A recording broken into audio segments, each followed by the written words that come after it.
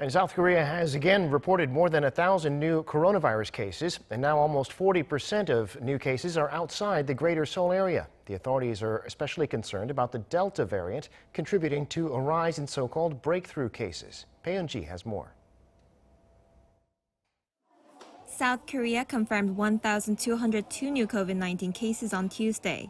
The daily caseload has remained above the 1,000 mark for almost a month now since July 7th. The cases have been mostly centered on the greater Seoul area, but recently more cluster infections have been seen in the rest of the country. Cases outside the capital region now account for almost 40% of locally transmitted cases. More than 90 cases came from the southeastern city of Busan on Tuesday. Of those cases, 7 were from a cluster infection that broke out in a call center.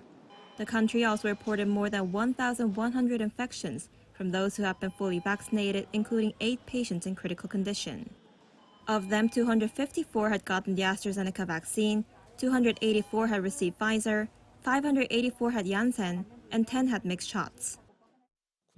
Out of about 6.3 million people who had been vaccinated in Korea, breakthrough cases account for 0.018%. This means 17.8 people per 100,000 people had been infected, which is 1/5 the amount compared to the US.